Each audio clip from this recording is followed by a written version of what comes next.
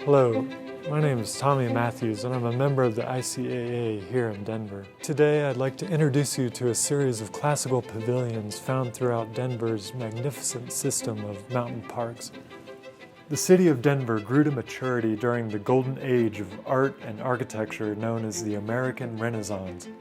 The city enjoys a fully realized system of tree-lined parkways and urban parks located on hilltops to establish views to the west and centered around water in the form of lakes, creeks, and celebrated canals.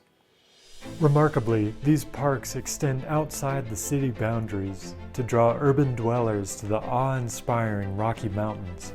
The classical language of Denver's urban parks reaches into the wilderness and is articulated with a rustic handling of local materials.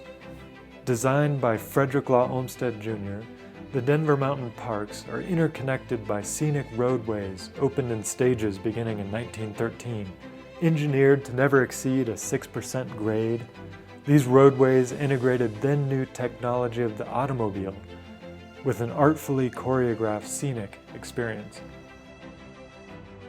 Once the first roadways were complete, a series of pavilions were added by American architect Jacques Benedict. Trained in Paris at the École des Beaux-Arts, Benedict synthesized a broad base of education and experience into a language of design completely fit to this specific context. Of the first structure we'll look at today, built in 1918, Benedict himself said, "Hosa Lodge was always there. It lay about before one's eyes as surface rock and spruce trees, growing on the very ledge upon which it stands today.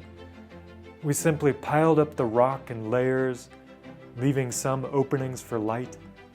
When we had enough rock and openings, we laid the felled trunks across the top and called it a lodge, and it suffices.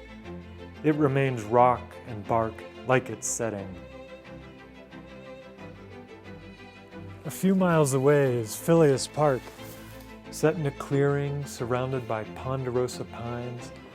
The curious shelter, also designed by Benedict, interprets classical forms through rustic tapered buttresses, round stone openings, and a brilliant hierarchy of log trusses and wood details.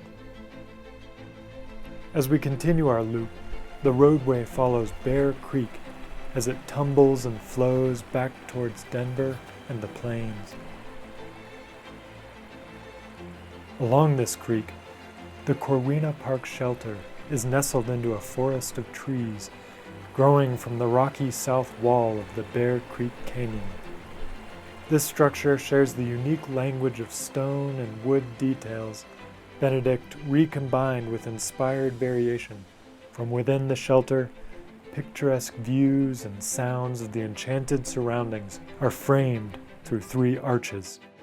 In summary, these park pavilions create a human link to the tremendous scale of the Rocky Mountains.